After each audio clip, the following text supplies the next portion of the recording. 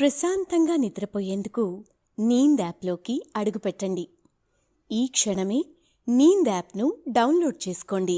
ఒత్తిడిని తగ్గించి ప్రశాంతమైన నిద్రలోకి మిమ్మల్ని తీసుకెళ్లే చక్కని కథలు, ధ్యాన పద్ధతులు, ఆహ్లాదకర సంగీతాన్ని మీరు నీంద్ యాప్లో మాత్రమే వినండి. నమస్తే, నేను మీ సుస్మిత. ఇప్పుడు మనం రచయిత హరీష్ రచించిన హృదయాలయం అనే కథను విందాం. కథ వినడం ప్రారంభించే ముందు సౌకర్యవంతమైన స్థితిలోకి వెళ్దాం. మీకు ఇష్టమైన రీతిలో పడుకొని అన్ని లైట్లను ఆఫ్ చేసి మీ కళ్ళు మూసుకోండి. నెమ్మదిగా గాలి పీలుస్తూ పూర్తిగా లోతైన శ్వాస తీసుకొని వదలండి. ఈ ప్రపంచాన్ని, ఇవాల్టి జ్ఞాపకాలను మెల్లగా పక్కకు నెట్టి క్రమంగా నిద్రలోకి జారుకునే సమయం ఇది. మరోసారి నెమ్మదిగా గాలి పీలుస్తూ లోతైన శ్వాస తీసుకొని మీ శరీరంలోని ఒత్తిడిని బయటకు వదిలేయండి. ఇప్పుడు మీరు చేయాల్సిందల్లా విశ్రాంతి తీసుకోవడం, సేద తీరడం, మునుపటి స్థితికి రావటం. మీరిప్పుడు మంచం మీదున్నారు. రోజువారీ అలసట నుంచి మీ శరీరం విశ్రాంతి తీసుకుంటున్నట్లుగా మీకు అనిపిస్తుంది. కాళ్ల నుంచి మొదలుపెట్టి మీ అవయవాల్లోని ఒత్తిడిని ఒక్కొక్కటిగా బయటకు పంపించేయండి. మీకోసం అవన్నీ రోజంతా చాలా కష్టపడ్డాయి కాబట్టి వాటికి విశ్రాంతి తీసుకునే అర్హత ఉంది. ముందుగా మీ పాదాల్లో మొదలైన విశ్రాంత అనుభూతి క్రమంగా మీ మోకాలి క్రింది భాగానికి చేరుతుంది. అక్కడి నుంచి మోకాళ్లలోకి ప్రవేశిస్తుంది. ఇప్పుడు మీ కాలి ఎగువ భాగాన్ని విశ్రాంతి తీసుకోనివ్వండి. ఈ విశ్రాంత అనుభూతి క్రమంగా మీ పొత్తి కడుపు నుంచి వెన్నెముక మీదుగా ఎగువ వీపు వరకు వచ్చి తరువాత ఛాతీలోకి ప్రవహిస్తున్నట్లుగా గుర్తించండి. అక్కడి నుంచి మీ భుజాల్లోకి, తరువాత చేతుల్లోకి, చివరిగా వేలి కొనల వరకు వెళ్తున్నట్లుగా అనుభూతి చెందండి. ఆపై మీ మెడ, తల, ముఖం వరకు ఆ అనుభూతి ప్రవహిస్తుంది. ఇప్పుడు మీ శరీరం మొత్తం ప్రశాంతంగా, రిలాక్స్డ్గా నిద్రకు సిద్ధంగా ఉంది. త్వరలో మీరు చక్కని నిద్రలోకి జారుకుంటారు. డ్రీమ్ ల్యాండ్లో ప్రశాంతంగా ప్రయాణిస్తారు. ఈ ప్రయాణం ఉదయం వరకు కొనసాగుతూ ఉంటుంది. కాబట్టి మీరు కథను వింటున్నప్పుడు మీ శ్వాసను కూడా అనుసరించండి. అద్భుతమైన నిద్రానుభవం కోసం మీ శరీరం మొత్తానికి విశ్రాంతినిస్తూ స్థిరంగా ఉండండి. ఇప్పుడిక కథలోకి వెళ్దామా? పరిసరాలను అంటుకున్న చీకటి మెల్లగా కరిగిపోతోంది. రాత్రంతా వెలిగిపోయిన చంద్రుడు ఏదో మబ్బు మింగేసినట్టు మాయమైపోయాడు. తూర్పు వాకిలి తీసి సూర్యుడు తొంగి చూస్తున్నాడు. మున్సిపల్ పార్కులో చెట్లు రాత్రంతా వెన్నెల తాగి ఇక ఎండ ప్రతాపాన్ని ఎదుర్కోవడానికి సిద్ధమన్నట్లు ఊగుతున్నాయి. ఆ కాలనీలో కొందరు పార్కులో వాకింగ్ చేస్తుంటే ముఖ్యమైన వస్తువు పడిపోతే వెతుకుతున్నట్లుగా ఉంది. ఓ 2 రౌండ్లు తిరిగిన కృష్ణయ్య, కాశీ విశ్వనాథం ఏదో ముఖ్యమైన విషయం చర్చించాలన్నట్లు వచ్చి ఓ బెంచీ మీద కూలబడ్డారు. ప్రతి వేసవిలో క్రమం తప్పకుండా వచ్చే ఎండల్లాగా రోజు వాకింగ్కి వచ్చే రామారావు 2 రోజుల నుంచి వాకింగ్కి రాలేదు. ఏం జరుగుంటుందో అని ఇద్దరూ కూర్చొని గుసగుసలాడుకుంటున్నారు. ఏం జరిగినా నవ్వి ఊరుకునే రామారావు గురించి, గుడ్ మార్నింగ్ మాత్రమే చెప్పి పని చేసుకుని వెళ్ళిపోయే రామారావు గురించి ఓ నిర్ణయానికి రాలేకపోతున్నారు. ఫోన్ చేసి ఈ విషయం అడిగితే బాగోదు, ఇంటికెళ్ళి చూస్తే మరీ విడ్డూరంగా ఉంటుంది. కానీ రామారావు ఎందుకు వాకింగ్కి రావడం లేదనే ప్రశ్న వాళ్ళని కుదురుగా ఉండనివ్వడం లేదు. రోజు 8 గంటలకే ఆఫీసుకు బయలుదేరే రామారావు ఈరోజు ఏడవుతున్నా పడక దిగలేదు. తిరుమల గుండుతో మంచంపై విష్ణుమూర్తిలా పడుకునున్నాడు. ఆయనకి ప్రతిరోజులానే ఈరోజు కూడా భార్య తులసి కాళ్ళు మొక్కగానే మెలకు వచ్చింది. మామూలుగా అయితే అప్పుడే లేచి పేపర్ చదివి పార్కుకి వెళ్ళి వాకింగ్ చేసేవాడు. కానీ 2 రోజుల తిరుమల యాత్రతో శరీరం బాగా అలసిపోయి పడుకున్నాడు. ఏవండి, ఆఫీస్కి టైం అవుతోంది, ఇక లేవండి అని పూజ గదిలో నుంచి భార్య అరిచింది. రామారావు కళ్ళు తెరిచి గడియారం చూశాడు. దాదాపు 7 కావస్తోంది. అమ్మో, గంటలో రెడీ అయ్యి బయలుదేరాలి అనుకుంటూ మంచం దిగాడు. ఇంటి మిద్దెపై పడుకున్న కొడుకులిద్దరూ ఇంకా నిద్రలేవలేదు. రామారావు బద్ధకంగా వచ్చి హాల్లో కూర్చొని పేపర్ అందుకున్నాడు. ఏమే, ఓ కప్పు టీ ఇవ్వు అని అరిచాడు. సమాధానం లేకపోయేసరికి మళ్ళీ పేపర్లో మునిగిపోయాడు. టమోటా రైతులకు మహర్దశ, 100 దాటిన కేజీ టమోటాల ధర అని హెడ్డింగు చూసి నవ్వుకున్నాడు. చక్కెర కోసం బయట దుకాణానికి వెళ్ళిన భార్య తనలో తాను మాట్లాడుకుంటూ వస్తోంది. రామారావు గుమ్మం వైపు చూసి ఏమే టీ అని అడిగాడు. ఈరోజే టీ లాస్టు, ఎన్ని గ్లాసులు కావాలో తాగండి, రేపటి నుంచి పిల్లలకు పాలు మాత్రమే ఇస్తాను, 1/2 లీటరే పోయమని చెప్పాను అని అంది. అదేంటే, ఏమైంది? ఉన్నట్టుండి ఈ ఆహార నియమ పథకాలెందుకు అన్నాడు. ఎందుకా? కిలో టమోటా 100 రూపాయలట, ఏ కూరగాయను ముట్టుకున్నా మండుతున్నాయి. ఈ నెల పొదుపు తిరుమల యాత్రకు దేవుడి హుండీకి పోయింది.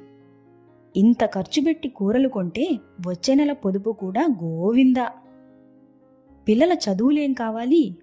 పెద్దోణ్ణి ఇంజనీరు, చిన్నోణ్ణి డాక్టరు ఎలా చేస్తాం అంది.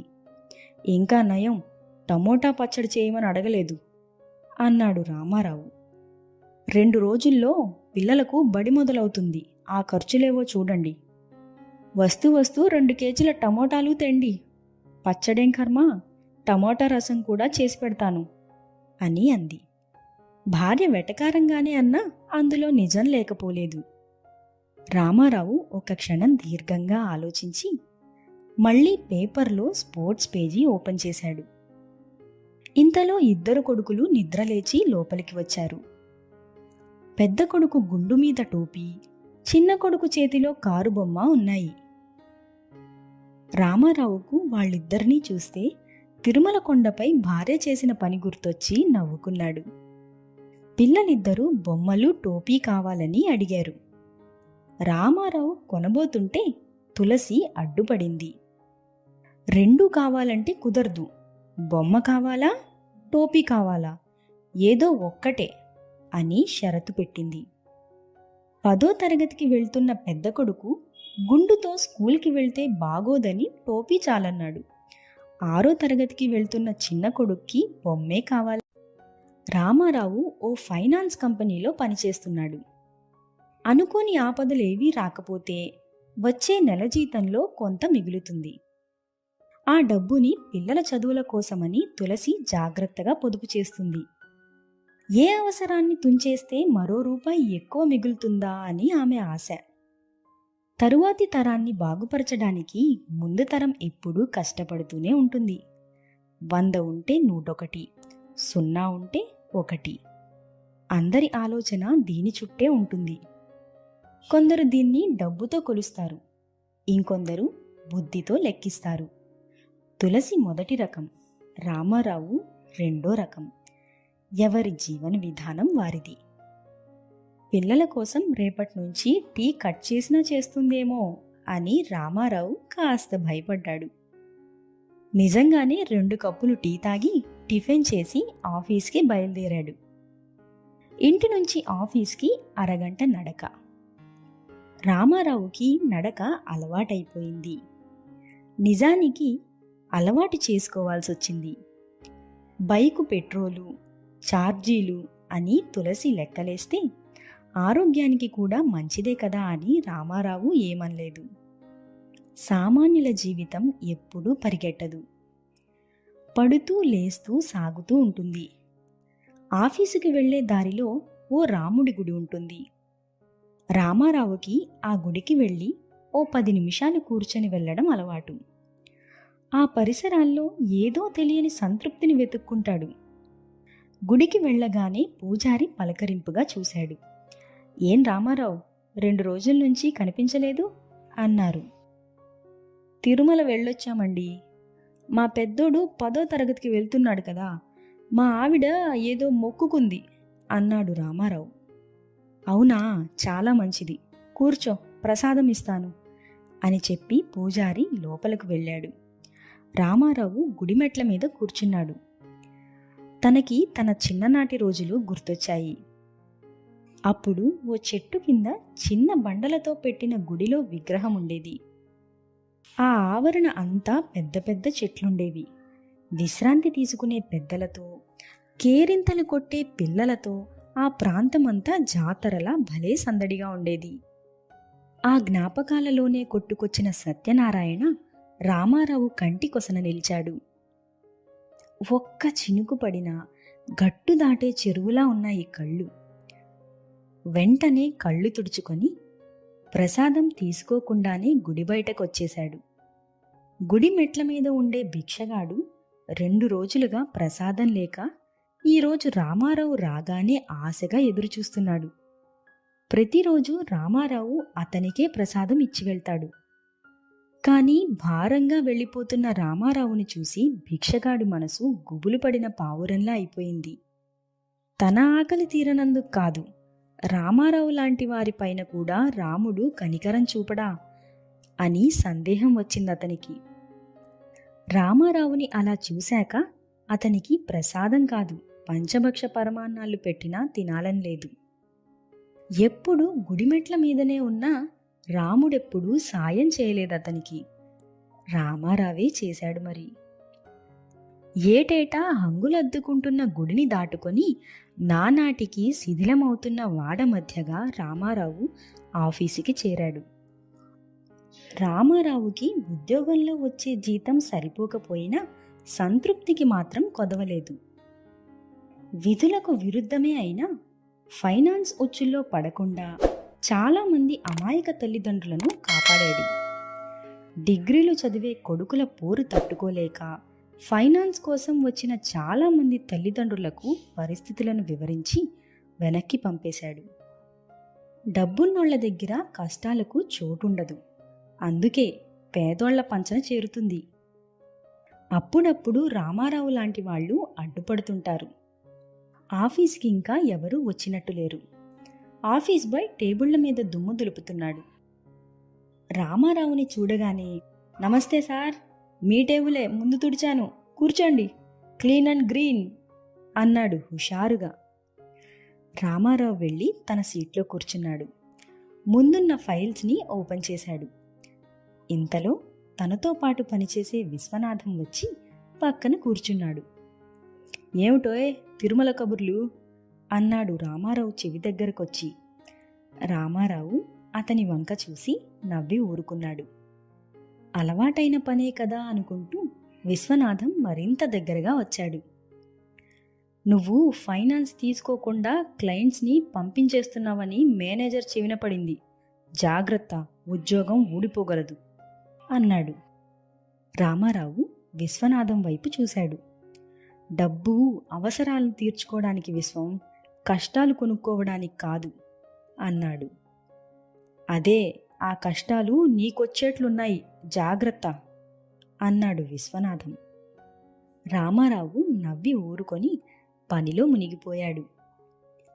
రామారావు ఫోన్ రింగ్ అవ్వడంతో అప్పుడే 5 అయిపోయిందా అనుకున్నాడు. పిల్లల బ్యాగులు గుర్తు చేయడానికే భార్య ఫోన్ చేసి ఉంటుందనుకుంటూ లిఫ్ట్ చేశాడు. ఏమండి, పిల్లలకు ఏమీ కొనకండి, ఇంటికొచ్చేయండి, రేపు కొందురు అంది. ఏంటే, ఏమైంది? ఎల్లుండి ఆఫర్లున్నాయని ఎవరైనా చెప్పారా అన్నాడు రామారావు. ఆఫర్లు కాదు, ఆవకాయ కాదు, ముందు చెప్పింది వచ్చేయండి అని ఫోన్ పెట్టేసింది. రామారావుకు ఏం జరుగుతుందో అర్థం కాలేదు. బ్యాగ్ సర్దుకొని ఆఫీస్ నుంచి బయటకు వచ్చాడు. అలవాటు ప్రకారమే పక్కనే ఉన్న మానసిక వికలాంగుల కేంద్రం హృదయాలయ దగ్గరకు వెళ్ళాడు. హృదయాలయ తన చిన్ననాటి నుంచి ఉంది. ఆవరణం విశాలంగా ఉంటుంది. కొత్తగా భవనాలు కట్టినా మధ్యలోని పెద్ద వేప చెట్టును తొలగించలేదు. మానసిక వికలాంగులకు ప్రకృతే ప్రాణం అనుకున్నారో ఏమో, ఇప్పటికీ చెట్టు అలానే ఉంది. చెట్టు కింద చిన్న అరుగు ఉంటుంది. ఆ అరుగు మీద మొదట రామారావును తీసుకొచ్చి కూర్చోబెట్టింది సత్యనారాయణే. రామారావు 10వ తరగతి చదువుతున్నప్పుడు సత్యనారాయణ డిగ్రీ చదువుతున్నాడు. రామారావుకు సత్యనారాయణ ఎదిగిన చెట్టులా, నిండిన చెరువులా, ప్రశాంతంగా పారుతున్న నదిలా కనిపించేవాడు. గుడి ఆవరణలో అందరూ ఆడుకుంటూ విశ్రాంతి తీసుకుంటూ ఉంటే సత్యనారాయణ మాత్రం చదువుకుంటూ కనిపించేవాడు. మానసిక వికలాంగుల కేంద్రం వద్ద కూర్చొని ఆలోచిస్తూ ఉండేవాడు. ఏదో తెలియని బంధం రామారావు సత్యనారాయణని స్నేహితులను చేసింది. చిన్నప్పుడే ఓసారి సత్యనారాయణని రామారావు అడిగాడు, "ఈ పిచ్చోళ్ల దగ్గరికి ఎందుకు వస్తావు?" అని. అప్పుడు సత్యనారాయణ చెప్పిన సమాధానం రామారావుకి ఇంకా గుర్తుంది. నవ్వడానికి కారణాలు వెతుక్కునే పిచ్చోళ్ళు బయట ఉన్నారు రామారావు. వీళ్ళని చూడు, అందరూ నవ్వుతుంటే నవ్వుల పూదోటలా లేదు, మనసుకి ఎంత హాయిగా ఉంటుంది అని చెప్పాడు. పూర్తిగా అర్థం కాకపోయినా సత్యనారాయణ పక్కనే కూర్చొని ఇప్పటికీ దాదాపు 25 ఏళ్లు గడిచాయి. ఇంకా అరుగు దిగలేదు. ఆ నవ్వుల పూదోట వాడిపోలేదు. ముఖాలు మారుతున్నాయి, నవ్వులు మాత్రం శాశ్వతం. తను చేయగలిగినంతలో వారానికొకసారి పండుకొని తీసుకొస్తుంటాడు. అలవాటు దృశ్యాలలో ఏదో మాయమైనట్లు 2 రోజులుగా పిల్లలు ఆగి ఆగి నవ్వుతుండడం అక్కడి వార్డెన్ గమనించాడు. కారణం అతనికి తెలియకపోయింది కాదు. ఆకాశంలో కనిపించే సూర్యుడున్నాడు, చెట్టు కింద రామారావు లేడు. ఈరోజు గుండులో రామారావు ప్రత్యక్షమయ్యేసరికి నవ్వుల పూదోట విరబూసింది. టోపీ బొమ్మ కొనకుండా మిగిల్చిన డబ్బుతో కొన్న లడ్డూను వార్డెన్ చేతిలో పెట్టి ఇంటికి బయలుదేరాడు. ఏ ఆశను తుంచుకుంటే ఏ కోరిక బతుకుతుందో కదా అని అనుకున్నాడు. రామారావు ఇంటికి చేరుకునేసరికి సాయంత్రం దాదాపు 7 కావస్తోంది. భార్య రేపటి పూజ కోసం పూలల్లుతోంది. కొడుకులిద్దరూ టీవీ ముందు కూర్చొని ఉన్నారు. రామారావు స్నానం చేసి వచ్చేసరికి భోజనాలకు పిలిచింది భార్య. టీవీ చూస్తున్న చిన్న కొడుకు, "అమ్మా, మిద్దె మీద కూర్చొని తిందాం, చల్లగా ఉంటుంది" అన్నాడు. "సరే, అన్నీ జాగ్రత్తగా తీసుకెళ్ళి పైన పెట్టు" అంది. చిన్న కొడుకు మొహంలో అప్పటిదాకా ఉన్న హుషారు కోపంగా మారింది. "అన్నీ నేనే తీసుకెళ్లాలా? అన్నయ్య ఏం చేస్తాడు?" అని మొహం బేలగా పెట్టాడు. కొడుకు మొహం చూసిన తులసి నవ్వుకుంటూ, "అరే, అన్నీ నిన్నే పెట్టమనలేదు, అన్నీ పెట్టమన్నాను. వెళ్ళండిద్దరూ, ఇంకొన్ని పూలున్నాయి, అల్లేసి వచ్చేస్తాను" అంది. ఆరు బయట చాప మీద కూర్చొని భోజనం చేస్తున్నారు. "ఏంటే, పప్పులో ఒక్క టమోటా కూడా లేదు" అన్నాడు చమత్కారంగా. పెద్ద కొడుకు కిసుక్కున నవ్వాడు. అందులో జోకేంటో అర్థం కాక చిన్న కొడుకు ఆశ్చర్యంగా చూస్తున్నాడు. తులసి కోపంగా చూసి, "కంటిని కాదు, నాలుకను అడగండి, చెబుతుంది" అనంది. నలుగురు భోజనం చేసేలోపు చంద్రుడిని మబ్బులు కమ్మేశాయి. తినడం పూర్తయ్యేలోపు ఆకాశంలో మెరుపులు పుట్టుకొచ్చాయి. అకాల వర్షానికి సూచనగా ఉరుములు మొదలయ్యాయి. వాన చినుకులు టపటపా టపటపామంటూ దూసుకొచ్చాయి. తులసి పైకి చూస్తూ, "ఓసిని, తిన్న గిన్నెలు కడగడానికొచ్చావా సమయానికి?" అంది. కాదమ్మా, రేపు బడికి సెలవు, అందుకే వచ్చింది" అన్నాడు చిన్న కొడుకు. 2 నెలలు ఆడింది చాలేదా? సెలవు కోసం వాన తెచ్చుకున్నావు తోడికి, పద కిందకి, తడిసిపోతావు అని అరిచిందమ్మ. నలుగురు ఇంట్లోకి చేరేసరికి బట్టలను వీలైనంత మేరకు తడిపేసింది వాన. కొద్దిసేపు టీవీ చూసి పక్కలు సిద్ధం చేసుకొని పడుకున్నారు. తులసి మెల్లగా మాటలు మొదలుపెట్టింది. "ఏమండి, ఓ మాట చెప్తాను, కోప్పడరు కదా" అని అంది. "పర్లేదు చెప్పు" అన్నాడు రామారావు. "ఏం లేదండి, పెద్దబ్బాయిని వేరే స్కూల్లో జాయిన్ చేద్దామండి. అక్కడ ఇంజనీరింగ్ ఎంట్రన్స్కి ఇప్పటినుంచే కోచింగ్ ఇస్తారట. అబ్బాయికి మంచి కాలేజీలో ఫ్రీ సీట్ వస్తే అంతకంటే ఏం కావాలి చెప్పండి. రామారావు ఓ క్షణం ఆలోచించి, ఆ స్కూల్లో చదివిన అందరికీ ఫ్రీ సీట్లు వచ్చాయా అన్నాడు. నాకేం తెలుసండి అంది తులసి. పోనీ మన అబ్బాయి ఇప్పుడు చదువుతున్న బడిలో ఎవరికీ మంచి సీట్ రాలేదా అన్నాడు. కొంతమందికి వచ్చినట్లే ఉన్నాయి అనంది తులసి. చదువుకుంటే కాదే, చదువుకుంటే వస్తాయి ఫ్రీ సీట్లు. ఆ అబ్బాయి మీద నాకు ఆ నమ్మకం ఉంది. ఇక పడుకో అన్నాడు. మీ సంగతి ఇప్పుడు కాదు, ఫ్రీ సీట్ రాక డొనేషన్కి డబ్బులు సరిపోని రోజు చెప్తాను అని అనుకుంటూ అటు తిరిగి పడుకుంది తులసి.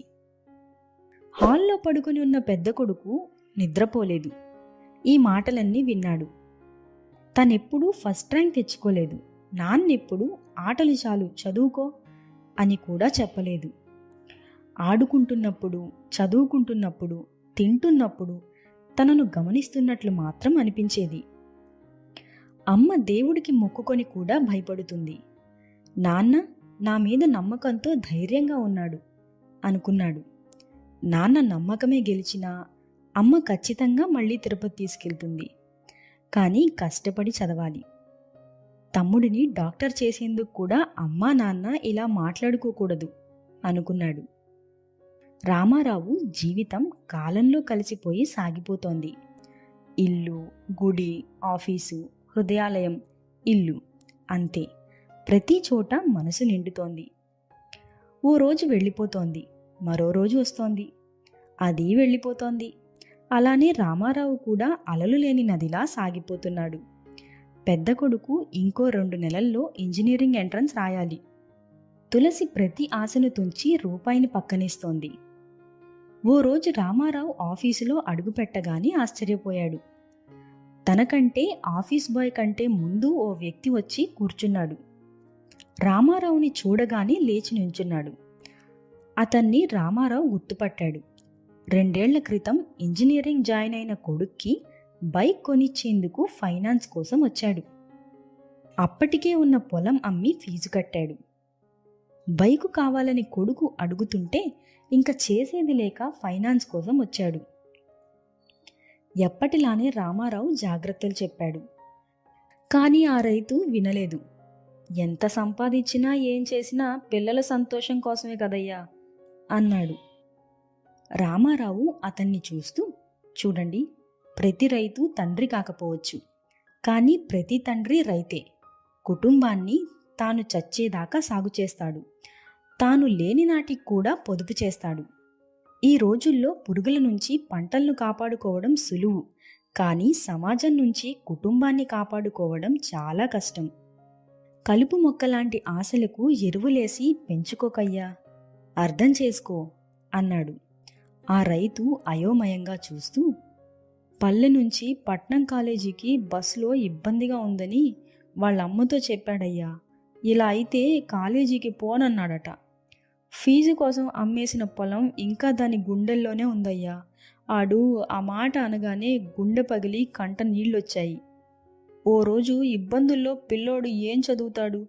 అసలే పొలం అమ్మి ఫీజులు కట్టాం, కష్టమంతా వృధా అయిపోతుంది. ఆ బండేదో కొనిచ్చేయండి. పొలం లేకపోతే ఏమైంది, మనం ఉన్నాం కదా అందయ్యా మా ఇంటావిడ. దాని మాట ఎప్పుడూ కాదనలేదు, అందుకే ఇలా వచ్చాను అన్నాడు. నీ కొడుక్కి కళ్ళున్నాయి కానీ చూపు లేదు, లేకపోతే మీ కష్టాలు కనిపించేవే. సరే నీ ఇష్టం, ప్రతి నెల జాగ్రత్తగా వాయిదాలు కట్టాలి, జాగ్రత్త అని చెప్పి పంపాడు. మళ్ళీ 2 ఏళ్ల తర్వాత ఆ రైతు కనిపించాడు. అతన్ని చూడగానే రామారావు మనసు కీడు శంకించింది. ఏంటయ్యా ఇలా వచ్చావు, ఎలా ఉన్నారు అని అడిగాడు. ఆఫీస్ బాయ్ని రమ్మని మంచినీళ్లు తెమ్మన్నాడు. మిట్ట మధ్యాహ్నం ఎండకు తలలు వాల్చేసిన పంటలా ఉన్నాడు రైతు. రామారావు 2 క్షణాలు చూసి, చెప్పండి, ఎందుకు ఇలా వచ్చారు? ప్రశాంతంగా నిద్రపోయేందుకు నీంద్ యాప్లోకి అడుగుపెట్టండి. ఈ క్షణమే నీంద్ యాప్ను డౌన్లోడ్ చేసుకోండి. ఒత్తిడిని తగ్గించి ప్రశాంతమైన నిద్రలోకి మిమ్మల్ని తీసుకెళ్లే చక్కని కథలు, ధ్యాన పద్ధతులు, ఆహ్లాదకర సంగీతాన్ని మీరు నీంద్ యాప్లో మాత్రమే వినండి. 2 చేతులతో గుండెను పట్టుకుంటూ నా కొడుక్కి యాక్సిడెంట్ అయ్యింది సారు అన్నాడు. అయ్యో, ఇప్పుడెలా ఉంది? ప్రమాదం ఏమీ లేదు కదా అన్నాడు రామారావు. శానా ఖర్చయింది, తీర్చలేనంత అప్పయింది. ఇంకో 10 రోజులు ఆసుపత్రిలో ఉండాలి సారు. బైకు కూడా దెబ్బతింది అన్నాడు. సర్లే, బాధపడకు, ప్రమాదమేదీ లేదు కదా, అది సంతోషం అన్నాడు రామారావు. మీ మాట ఆ రోజు వినుంటే ఈరోజు ఈ కష్టం వచ్చేది కాదు సారు. మా ఇంటావిడ బడికి పోతాడు, పొలం అమ్మమంది, చదువు పోతుంది, బండి కొనమంది. ఇప్పుడు పిల్లాడు పోతాడు, అప్పు చేయమంది. ఇప్పుడు అన్నీ పోయాయి సారు, ఏం చేయాలో తోచడం లేదు అన్నాడు రైతు. కౌలుకు పొలం తీసుకొని సాగు చేస్తున్నా సారు. 4 నెలల్లో పంట చేతికొస్తుంది. అప్పట్లోగా వాయిదాలు కట్టలేను. మీరు దయదల్చి సాయం చేస్తే రుణపడి ఉంటాను అన్నాడు. అతని పరిస్థితి చూసి రామారావుకి జాలేసింది. అలాగేనని చెప్పి పంపించాడు. రేపు పెద్ద కొడుకు ఇంజనీరింగ్ ఎంట్రన్స్ రాయాలి. ఆ ముందు రోజు రామారావు హృదయాలయకు వెళ్ళలేదు. ఇంటికి త్వరగా వచ్చి బయటికి వెళ్దాం, పుస్తకాలు పక్కన పెట్టి రెడీ అవ్వమని పెద్ద కొడుక్కి చెప్పాడు. ఆ మాటలు విని వంటింట్లో ఉన్న తులసి పరిగెత్తుకొచ్చింది. రేపు పరీక్ష పెట్టుకొని బయటికెందుకు, చదువుకోనివ్వండి అంది. రామారావు నవ్వుకొని 10 నిమిషాల్లో వచ్చేస్తాం, నువ్వెళ్ళరా పెద్దోడా అన్నాడు. సాయంత్రం వేళ కొడుకుతో కలిసి గుడికి వచ్చిన రామారావుని చూసి పూజారి ఆశ్చర్యపోయాడు. ఏంటి విశేషం అని పూజారి పలకరించాడు. ఏం లేదండి, ఊరికే వచ్చాం అని మెట్ల మీద కూర్చున్నాడు.